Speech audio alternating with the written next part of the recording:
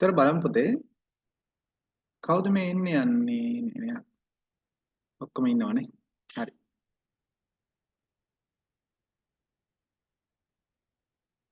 ಭಾರತೀಯ බ්‍රාහ්මණ සමාජ ධර්ම කියලා අපි මාතෘකාව කතා කරා. මේ අලුත් දරුවෙක් ඉන්න හින්දා මම චූට්ටක් ඔයාලගේ දැනුමත් බලන්නත් එක්කම මම ප්‍රශ්න ටිකක් අහගෙන යනවා.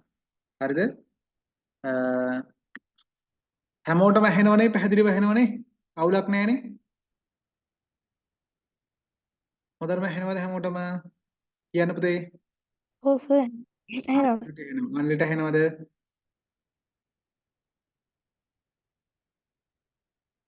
තාරා ඇහෙනවද? ඔව් සර් ඇහෙනවා. සාරටත් ඇහෙනව නේද? ඔව් සර්. හරි. ඊට පස්සේ කෞශල්‍ය ඇහෙනවද?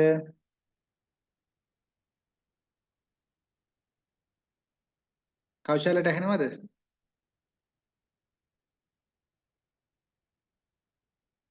දිලෝපනී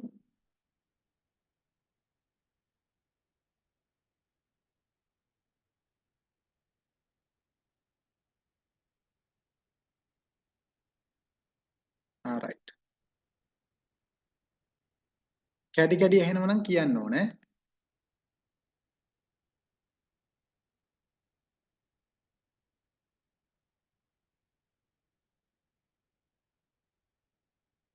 හරි. එතකොට අපි බ්‍රාහ්මණ සමාජ ධර්ම කියලා මේ මාතෘකාව ආරම්භ කරා සාකච්ඡා කරන්න පුතේ. ඒතර බ්‍රාහ්මණ සමාජ ධර්ම වල අපි කතා කරගෙන ආවා මෙන්න මෙහෙම කාරණාවක් නේද? ඉස්ලාම කතා කරා මේ චූටි මාතෘකාව තුළ ಭಾರತೀಯ හඳුන්වන නම් කිහිපයක් හඳුනාගත්තා. ඉන්දියාව, දඹදිව, ජම්බුද්වීපය යන නම් වලින් හඳුනනවා කිව්වා. ඉන්දියාව ලංකාවෙන් කී ගුණයක් ලොකුයි කිව්වද? 8 ගුණයක් විශාල රටක් කියලා කතා කරා. බ්‍රිතාන්‍යයෙන් කී ගුණයක් විශාල රටක් කිව්වා. මේ හා විශාල රාජ්‍යයක් වන ಭಾರತය තුළ බුදුහාමුදුරුවෝ පහළ වෙනකොට ප්‍රධානම ආගම බවට පත් වුණා කියලා කිව්වේ මොන ආගමද? ප්‍රධානම ආගම බවට පත් වුණා කියලා කිව්ව මොන ආගමද? පුතේ දැන් කතා කරන්න ඕනේ. දැන් කියන්න ඔයාලා. ඉගෙන ගත්ත කට්ටිය ඉන්නවනේ. දැන් කියන්න. බුදුහාමුදුරුවෝ පහළ වෙනකොට ප්‍රධානම ආගම උනේ මොකද්ද?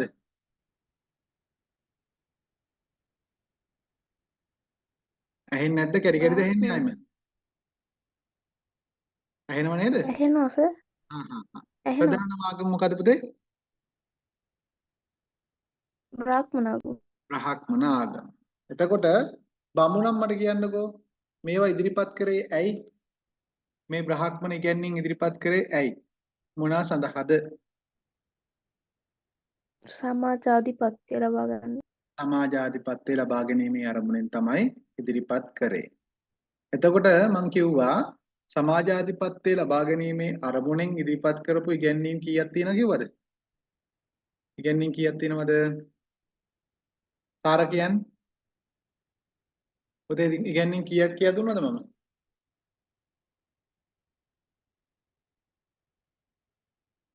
අනිලි මතකද? ඉගැන්වීම් කීයක් කියලා දුන්නද කියලා?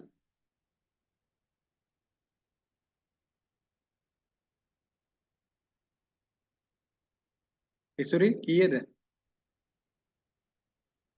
10යි. ඉගැන්වීම් 10යි. සද්ද නැහැ කට්ටිය මම බලන් ඉන්නේ ඒකයි. මේ අනලිට කැඩි කැඩි වෙනවා කියන්නේ. අනිත් ළමයිටත් කැඩි කැඩිද ඇහෙන්නේ? සර් වෙලාවකට කැඩි කැඩි වගේ ඇහින්නේ. තාරට ඉසුරිට නෑ මට නම් ඇහෙනවා. ඒකනේ පුතේ. ඔයාලගේ සිග්නල් ගැටලුවක් තියෙනවද දන්නේ? මට නම් එහෙම පෙන්වන්නේ නැහැ කැඩි කැඩි ඇහෙනවා කියලා. දැන් මට පෙන්නනවා සිග්නල් අඩු වෙනවනේ. ලැප් එකේ මට පෙන්නනවා සිග්නල් අඩු වෙනවනම්. මට එහෙම කිසිම පෙන්වීමක් කරන්නෙත් නැහැ. හරි. එතකොට අපි ඉගෙනීම් පුතේ 10ක් ඉගෙන ගත්තා. මේ තියෙන්නේ ඒවා. ඊශ්වර නිර්මාණවාදයේ වර්ණ ධර්ම, සෝධර්ම, ආශ්‍රම ධර්ම, යාගය, ආපත් ධර්ම, ත්‍රිවේදය, උපනයනය, උදක පාරිශුද්ධිය, ආගමික සංස්කාර විදි කියලා පුතේ ඉගෙනීම් 10ක් අපි ඉගෙන ගත්තා. මේකම දැන් අල්ලලා ඉන්න බෑ. මම මේ සරල වශයෙන් කියන්නේ යන්නේ. එතකොට ඒකේ පළවෙනි ඉගැන්වීම මොකද්ද? ඊශ්වර නිර්මාණවාදය. ඊශ්වර නිර්මාණවාදය. පොතේ ඊශ්වර නිර්මාණවාදය කියලා කිව්වේ මොකද්ද? කියන්න බලන්න මම ඔයාලට කියා දුන්නා ඊශ්වර නිර්මාණවාදය කියලා කියන්නේ මොකද්ද කියලා. මට කියන්න බලන්න. ඊශ්වර නිර්මාණවාදය කියලා මම කියා දුන්නේ මොකද්ද? කතා කරන්න. මහා කතා කරන බ්‍රහ්මයා විසින් තරමට මේ හොඳයි. ලෝකේ මවලා මොකද්ද? මහා බ්‍රහ්ම මහා කියන්නේ? බ්‍රහ්මයා විසින් මේ ලෝකේ මවලා පාලනය කරපු. ඔව්. සාරා මොකද්ද කියන්නේ? ඒ සම්බන්ධයෙන්. ඒක තමයි සර් එන්නේ කියන්නේ මහා බ්‍රහ්ම විසින් මේ ලෝකයේ මවලා මේ පාලනය කරපු එක තමයි ඊශ්වර නිර්මාණවාදී කියලා කියන්නේ. ඔව්. මහා බ්‍රහ්මයා විසින් මේ ලෝකේ මවල පාලනය කරනවට අපි කිව්වා මොකද පුතේ? ඊශ්වර නිර්මාණවාදය කියලා කියන්නේ. කෞශල්‍ය මේ ටික කියව ගන්න පුතේ අමාරු නෑ. මේ දැන් අර ඉගැන්වීම් 10න් පළවෙනි එක තමයි මේ කතා කරන්නේ. නිර්මාණවාදය යන්නෙන් අදහස් කරන්නේ නිර්මාණය කිරීමක්, පහළ කිරීමක්, උදා කිරීමක්. එතකොට විතරදී අපි කතා කරන්න පුතේ විශ්වයට අයත් හිරුසඳු තාරකා ගස්කල් පර්වත ඇලදොල ගංගා මෙන්ම සසු මිනිසුන්ද මහා බ්‍රහ්මයා විසින් නිර්මාණය කළ බව නේද? මහා බ්‍රහ්මයා විසින් නිර්මාණය කළා කියන කතන්දරය තමයි අපි මේ කතා කරන්නේ. එතකොට ආන්නේ මහා බ්‍රහ්මයා විසින් නිර්මාණය කළා කියන කතන්දරයට අපි කියන මොකක් කියලාද? ඊශ්වර නිර්මාණවාදය කියලා නේද? ඊශ්වරයා කියන කෙනාට කියන තවත් නමක් තියෙනවා පුතේ කියන බලන්න. ඊශ්වරය කියලා තවත් හඳුනන නමක් කියනවා යාට. ඊශ්වරයා මහා හේවත් බ්‍රහ්මයා. කවුද? මහා බ්‍රහ්මයා නේද? ඊශ්වරයා මහා හේවත් බ්‍රහ්මයා. මහා බ්‍රහ්මයා. very good. එතකොට මේ ඊශ්වරයා හේවත් මහා බ්‍රහ්මයා විසින් ලෝකේ මවල පාලනය කරනවට අපි කියවා ඊශ්වර නිර්මාණවාදය කියලා. මම වැඩිදුර කතා කරන්නේ. එතකොට මෙයාට ලොකු බලයක් තියෙන්න ඕන. කියන්නේ මෙහෙම ලෝකයක් මවල පාලනය කරනවා නම් මෙයාට මොකක්ද තියෙන්න පුළුවන් කිව්වේ? ලොකු බලයක් තියෙන්න ඕන කියලා අපි සාකච්ඡා කරා. නේද? ලොකු බලයක් තියෙන්න ඕන කියලා කතා කරා. එතකොට ඒ නිසා අපි මෙයාට කිව්ව පුතේ නම් කිහිපයක්. මොනවද කිව්වේ පුතේ? සර්ව බලධාරීය නේද? සියලු බලයන්ගෙන් යුක්තය කියලා කිව්වා. ඊට පස්සේ සරුවඥය කියලා කිව්වා. ඒ කියන්නේ මොකද්ද? සියල්ල දන්නා බව. ඊට පස්සේ සර්වදර්ශීය සියල්ල දකින්නේය. සර්ව ව්‍යාපීය සියලු තැනම බලය පතුරුවයි. සර්වතෝ භද්‍ර හැම අතින්ම යහපත්ය. ඊට අමතරව තව නම් ටිකක් මම ඔයාලට කියා දුන්නා.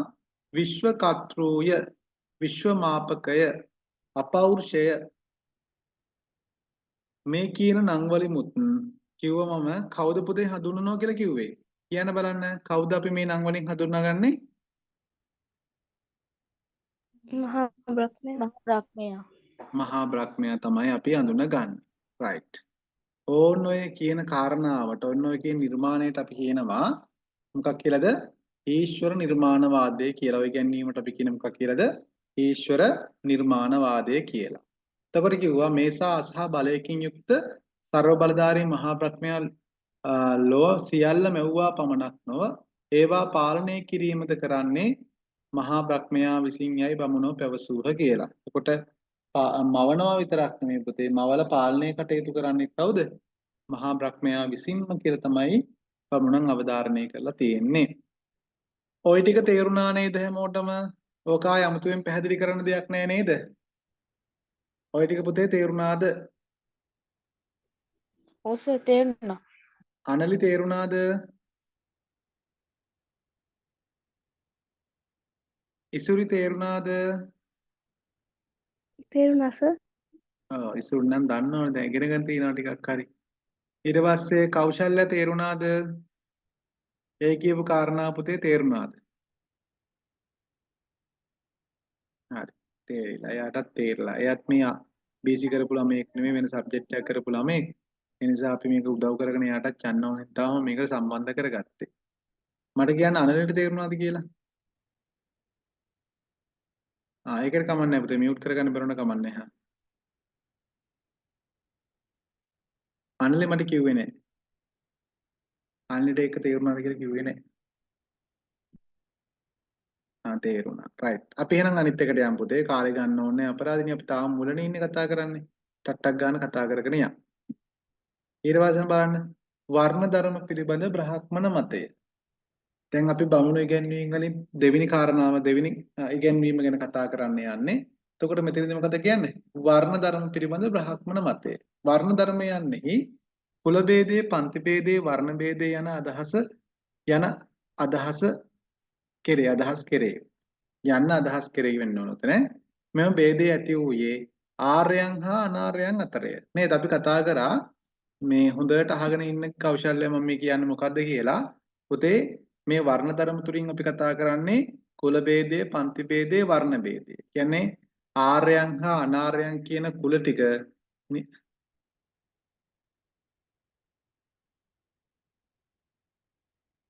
ඔයා කියන්න උත්සාහ කරනවද? මට ඇහෙන්නේ නැහැ තමයි පුතේ. මං හිතන්නේ අනලි වාරට සිග්නල් අඩුයි.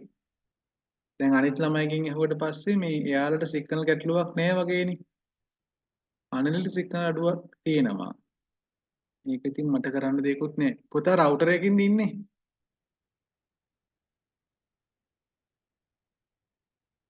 අනලි මට මැසේජ් එකක් දාන්නවා රවුටර් එකකින් ඉන්නේ.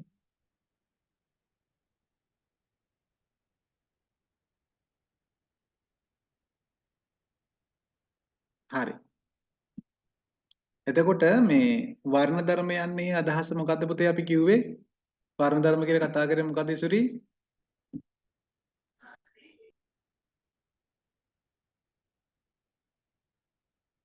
බ්‍රාහ්මණයන්ගේ තවත් ඉගැන්වීම. ඔව් තවත් ඉගැන්වීමක් කියලා මමත් දන්නවා. මම අහන්නේ වර්ණ ධර්ම කියන්නේ මොකද්ද කියලා. බ්‍රාහ්මණය විසින් සමාජාධිපත්‍ය තහවුරු කරගන්න ඕන නිසා එයාලා මේ සමාජයේ කොටස් දෙකකට වෙන් කරා. අනාර්යයන් ආර්යයන් විදියට. අනාර්යයන් කියන්නේ මධ්‍යම ආසියාවේ ඉඳලා ඉන්දියාවට ආපු කට්ටිය. එයාලා සුදු පැහැයෙන් යුක්තයි. අනාර්යයන් කියන්නේ ඉන්දියාවේ හිටපු කට්ටිය. එයාලා කළු පැහැයෙන් යුක්තයි. ඒ නිසා එයාලා සමාජයේ ආධිපත්‍ය බෙදා ගන්න ඕන නිසා ඒගොල්ලෝ අතරින් ගැටුම් ඇති වුණා. ඊට පස්සේ මේ මොකද පැහැ අනුව මේ එයා සමාජයේ කොටස් දෙකකට බෙදුණා. හරිද? මට කියන්නකෝ සාර කියන බලන්න ওই කතාව. සාරට තේරෙන විදිහට කියන්න බලන්න කතාව. වර්ණ ධර්ම කියන්නේ මේ බ්‍රාහ්මණයගේ තමන් ඉගැන්වීමක්. එතකොට මේ වර්ණ ධර්ම කියන්නේ එතකොට මේ කුල ભેද, පන්ති ભેද, වර්ණ ભેද අනුව මේ සමාජයේ කොටස් වලට බෙදුණා. එතකොට මේ ආර්යයන් සහ අනාර්යයන් අතර මේ වර්ණ ભેදයෙන් නිසා ගැටුමක් ඇති වුණා. එතකොට ආර්යයන් කියලා කියන්නේ මේ මධ්‍ය ආසියාවේ ඉඳන් ඉන්දියාවට ආපු කට්ටිය. එතකොට අනාර්යයන් කියලා කියන්නේ ඉන්දියාවේ හිටපු කට්ටිය. එතකොට ආර්යයන් කියන අය සුදුයි. එතකොට අනාර්යයන් කියන අය කළුයි. එතකොට මේ ආර්යයන් සහ අනාර්යයන් අතර මේ කියන්නේ සුදු කළු නිසා ભેද නිසා ගැටුමක් ඇති වුණා. ඒ නිසා ඒකෙන් මේ අනාර්යයන් පෙරදුනා. ආර්යයන් ඒකෙන් ජයග්‍රහණය කළා. ඊට පස්සේ මොකද්ද වෙන්නේ? මේ ඊට පස්සේ සමාජයේ මේ කොටස් දෙකකට බෙදුණා කළු සුදු වශයෙන්. කළු සුදු වශයෙන් බෙදුනේ ආර්යයන් අනාර්යයන් කියලා බෙදුනේ. මේ ආර්යයන් අනාර්යයන් වශයෙන්. හරි. ආර්යයන්ගේ කුල තුන කියන පුතේ. ආර්ය කුල තුන කියන්නේ බ්‍රාහ්මණ, වෛශ්‍ය, ශාස්ත්‍රීය. බ්‍රාහ්මණ, ශාස්ත්‍රීය, වෛශ්‍ය. ඔක පුරුදු වෙන්න ඕන. බ්‍රාහ්මණ, ශාස්ත්‍රීය, වෛශ්‍ය. අනාර්ය කුලය මොකක්ද පුතේ? ශුද්‍ර. හරි. ඊට අමතරව මම කියා දුන්නා පංච නීච කුලයක් ඔයාලට. කවුද? වේර, නේසාද, චණ්ඩා, රතගාල, කුක්කුස. හරි. කෞශල්‍යයා ඔය කියපු ටික ඔයාලට පැහැදිලි නෑ නේද? දැන් කියන්නේ ගියාට අපි කතා කරාට තේරුන්නේ නෑ නේද පුතේ? නෑනේ. රයිට්. අන්න ඒක හොඳයි නෑ කියන එක. දැන් අහන් ඉන්නකෝ. මෙන්න මෙහෙමයි සීන් එක ඈ. ඕන නැවත ඔයාලට මතක් කර දීමක් මම මේ කරන්නේ. ආයෙ හැමදාම මේව මතක් කර ඉන්නේ නෑ. අද විතරයි මතක් කරන්නේ. ආයෙ මේ පාඩම ගැන අපි කතා කරන්නේවත් නෑ ඊට පස්සේ ඈ. එතකොට දැන් අපි කතා කරන්නේ පුතේ කතා කරන්න යන කුල ભેදේ, පන්ති ભેදේ, වර්ණ ભેදේනේ. එතකොට අපි ඉස්සල්ලාම බලන්න ඕන මේක ඇති උනේ කොහොමද කියලා. කුල ભેදේ ඇති උනේ කොහොමද? පන්ති ભેදේ ඇති උනේ කොහොමද? වර්ණ ભેදේ ඇති උනේ කොහොමද කියලා. ඒක බලනකොට මෙන්න මෙහෙම දෙයක් අපිට අහන්න හම්බ වෙනවා. මොකද්ද? ආර්යයන් කියලා පිරිසක්. හරිද? කියන්නේ මේ කුල ભેදයේ පන්ති ભેදයේ ඇති වෙන්නේ ආර්යයන් හා අනාර්යයන් අතර. කා අතරද ඇති වෙන්නේ ආර්යයන් හා අනාර්යයන් අතර. ඔන්න කොටස් දෙකක් ඉන්නවා. එක කොටසක් ආර්යයන් අනිත් කොටස කවුද පුතේ? අනාර්යයන්. එතකොට ආර්යයන් කොහේ ඉඳලා ආපු පිරිසක්ද? ඔන්න කියනවා. ආර්යයන් මධ්‍යම ආසියාවේ සිට ඉන්දියාවට පැමිණි අය ලෙස හඳුන්වනු ලැබේ. එහෙනම් එයාලා කොහේ ඉඳලාද ඇවිල්ලා තින්නේ? මධ්‍යම ආසියාවේ සිට. කෞශල්‍ය හොඳට අහගන්න. ආර්යයන් කියන්නේ ඉන්දියාවට ආපු පිරිසක්. කොහේ ඉඳලාද ඇවිල්ලා තින්නේ පුතේ? මධ්‍යම ආසියාවේ ඉඳලා තමයි ඉන්දියාවට ඇවිල්ලා තියෙන්නේ. මෙහිම මධ්‍යම ආසියාවේ සිට ඉන්දියාවට පැමිණිච්ච ආර්යයන්ගේ පාටක් අපි කිව්වා. ඒ කියන්නේ යාළුවා ඇවිල්ලා සුදු පාටයි, ශ්වේත වර්ණයෙන් යුක්තයි. ඊට පස්සේ ඊට අමතරව මම එයාලගේ ශරීර ලක්ෂණ කිව්වා. සැඩපරුෂ උස මහත හැඩිදරි ශරීර තිබිච්ච අය. හරිද? හැඩිදරි උස මහත සැඩපරුෂ පිරිසක් තමයි, සුදු වර්ණයෙන් යුක්ත පිරිසක් තමයි ඉන්දියාවට මධ්‍යම ආසියාවේ සිට ආපු පිරිස. මෙන්න මෙහෙම ඉන්දියාවට මධ්‍ය ආසියාවේ සිට ආපු මධ්‍යම ආසියාවේ සිට ආපු පිරිස අපි අඳුන ගන්නවා කවුරු කියලාද? ආර්යයන් කියලා. තේරුණාද? ආශාලේ තේරුණාද ඔයාට? තේරුණා නම් පුතේ මෙසේජ් එකක් දාන්න, නැත්නම් නෑ කියන්න. එතකොට මේ ආර්යයන් හා අනාර්යයන් අතර දැන් අනාර්යයන් කියන්නේ කවුද කියලා දන්නේ නෑනේ. මම දැන් ආර්යයන් හඳුන්වලා දුන්නා. මධ්‍යම ආසියාවේ සිට ඉන්දියාවට පැමිණිච්ච අය ආර්යයන්. අනාර්යයන් කියන්නේ කවුද එතකොට? අනාර්යයන් කියලා කියන්නේ මේ පුතාලා කිව්වා වගේ ඉන්දියාවේ හිටපු අයට අපි කියනවා පුතේ කවුරු කියලාද? අනාර්යයන් කියලා. ඉන්දියාවේ හිටපු අයට කියනවා කවුරු කියලාද? අනාර්යයන්. ඒතර මධ්‍යම ආසියාවේ සිට ආපු අයට අපි කියනවා ආර්යයන් කියලා. ඉන්දියාවේ හිටපු අයට කියන පුතේ අපි කවුරු කියලාද? අනාර්යයන් කියලා කියනවා. පැහැදිලිද? එතකොට මේ ආර්යයන් හා අනාර්යයන් අතර ඇති වෙනවා ભેදයක්. ඒ ભેදයට ප්‍රධානම හේතු වෙන මොකද්ද? සුදු කළු ભેදය. හරිද? මට කියන්න කෞශල්‍යා ආර්යයන් මොන පාටයි කියලාද දැන් මං කිව්වේ? ආර්යයන් මොන පාටයි කියලාද කිව්වේ? මෙසේජ් එකක් හරි දාන්න. ආර්යයන් මොන පාටයි කියලාද මම කිව්වේ. ඒතකොට මට තේරුණා දැන් ඔළුවට දාගෙන ඉන්නේ කියලා.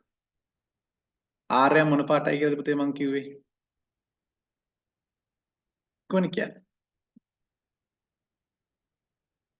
ඔන්න කිව්වා කළුයිලු. ආර්යයන් කළු පාටයි කියලාද මං කිව්වේ? නෑ, ආර්යයන් සුදු පාටයි.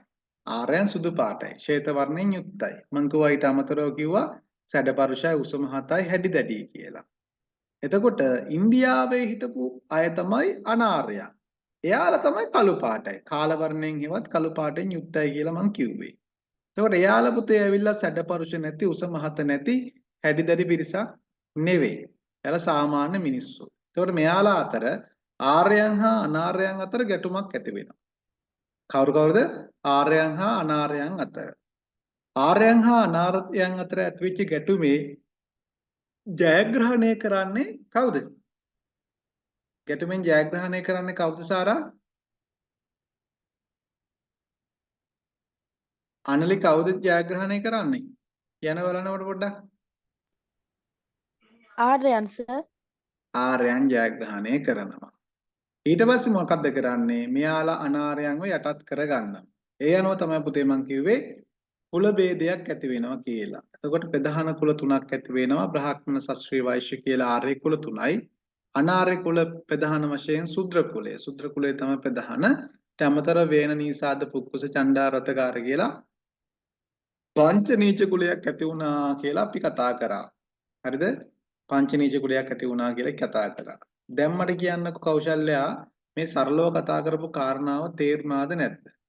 මං කියපුව තේරුණාද නැද්ද? අනලි කියන්න තේරුණාද නැද්ද මේ ටික කියලා? ඔය දෙන්න කියන්න මට. කෞශල්‍යාට නම් තේරුණාලු. අනලිට මොකද තත්ත්වේ? තේරුණායි පුතේ?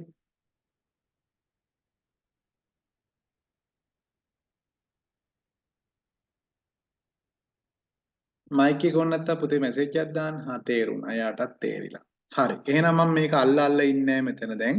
අපි යන් ඉස්සරහට කතා කරන්න. බලන්න. ඕක දැන් එච්චර වැදගත් නෑ. ඊට පස්සේ පුතේ අපි කිව්වනේ ආර්ය කුල තුනක් බිහි වුණා කියලා. ආර්ය කුල තුනක් බිහි වුණා කිව්වා. හරිද? එතකොට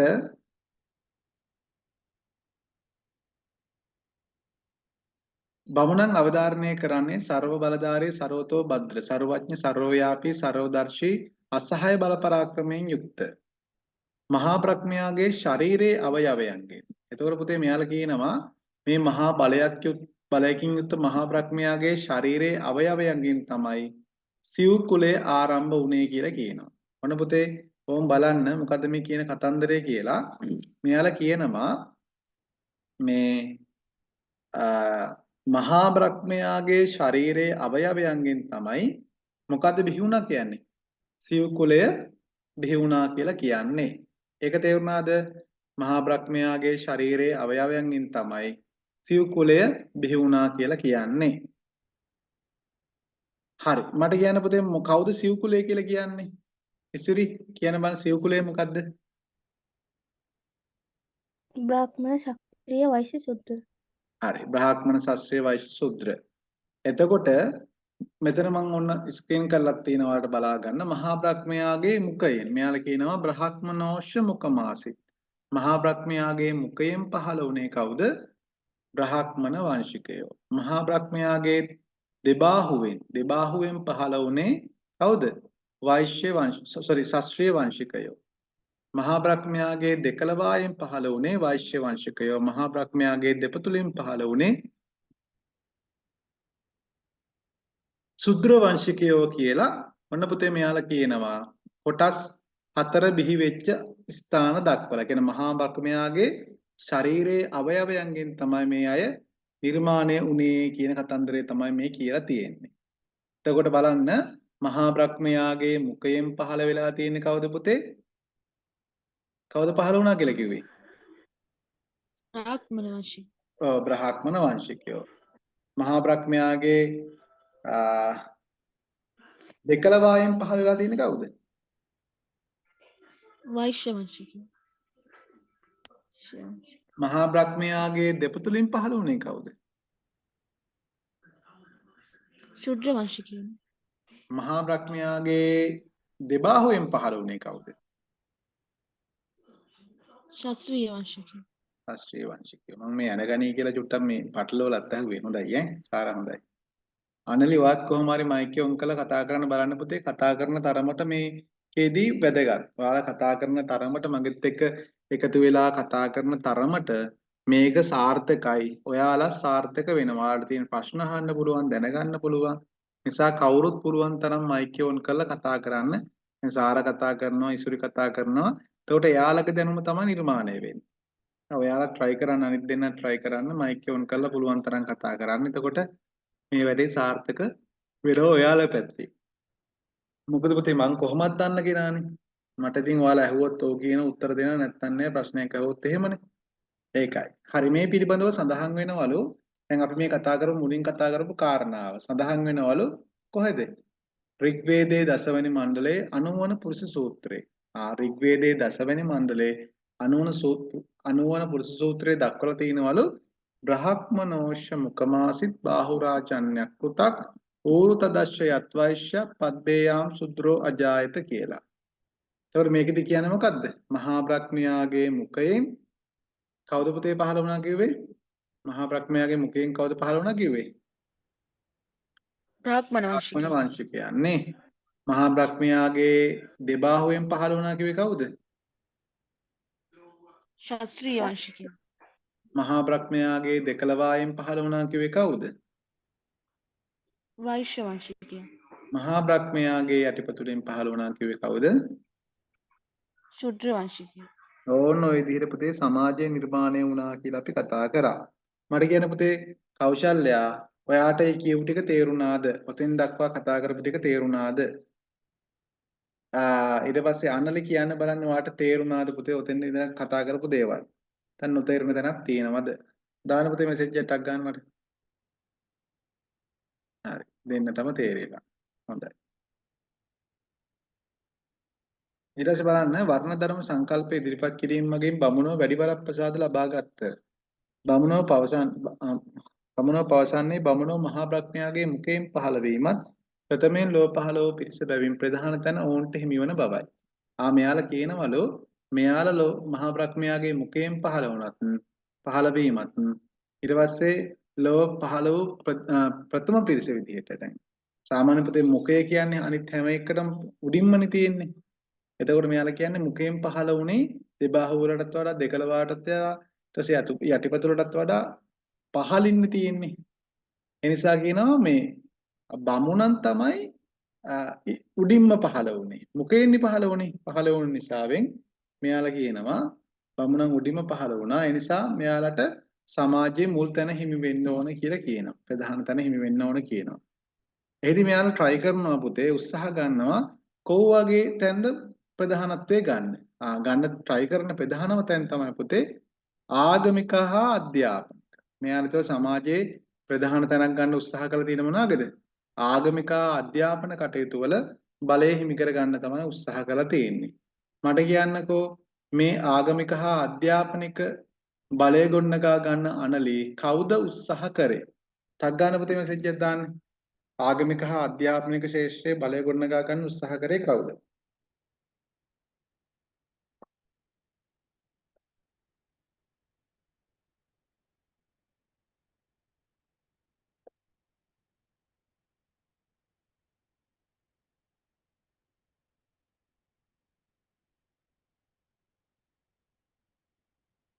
බ්‍රහ්මණය. හොඳයි. very good පුතේ තේරලා තියෙනවා. ඊළඟට බලන්න දෙවන ස්ථානයේ හිමි වුණු වෛශ්‍ය වංශිකයන් ප්‍රජාපාලනය ආදී කටයුතු එයාලට හිමි වෙලා තියෙනවා. ප්‍රජාපාලන කටයුතු හිමි වෙලා තියෙන කාටද? වෛශ්‍ය වංශිකයන්ට. ශාස්ත්‍රීය වංශිකයන්. ශාස්ත්‍රීය වංශිකයන් මොනවද හිමි වුණේ? ප්‍රජාපාලනය ආදී කටයුතු. වෛශ්‍ය වංශිකයන්ට හිමි වුණේ පුතේ සමාජයේ වෙළඳාම ආර්ථික කටයුතු ඒ අයට හිමි වෙලා තියෙනවා. සමාජයේ ආර්ථික ඊට පස්සේ වෙළඳාම ආදී ආර්ථික කටයුතු ඒ අයට හිමි වෙලා තියෙනවා. සමාජයේ හතරවෙනි කාණ්ඩයේ වෙච්ච ශුද්‍ර වංශිකයන්ට හිමුනේ මොනවද කියලා බලන්න ඕන. එතකොට පුතේ ශුද්‍ර වංශිකයන්ට හිමි වෙලා තියෙන්නේ මොනවද? ඉහතින් සඳහන් කරන ලද ආර්ය කුලදරුවන්ට බැල මෙහෙවරකම් කිරීම පමණමයි මෙයාලට ඉතුරු වෙලා තියෙන්නේ. වෙන මොනවත් කරන්න බෑ. මෙයාලා කළ යුතු එකම කාර්යය තමයි පුතේ ආර්ය කුල වලට බැල මෙහෙවරකම් කිරීම පමණයි. ඒතකොට මේ විදිහට ඍග්වේදයේ සඳහන් වන මතය අපිට පැහැදිලි කරගන්න පුළුවන් වෙනවා. හරි. මට කියන්න ඉස්සුරි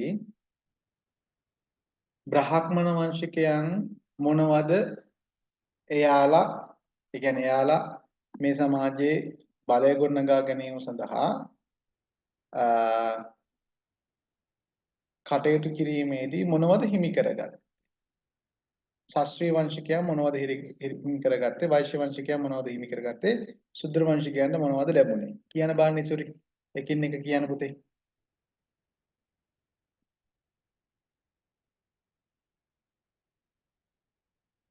ඉසුරි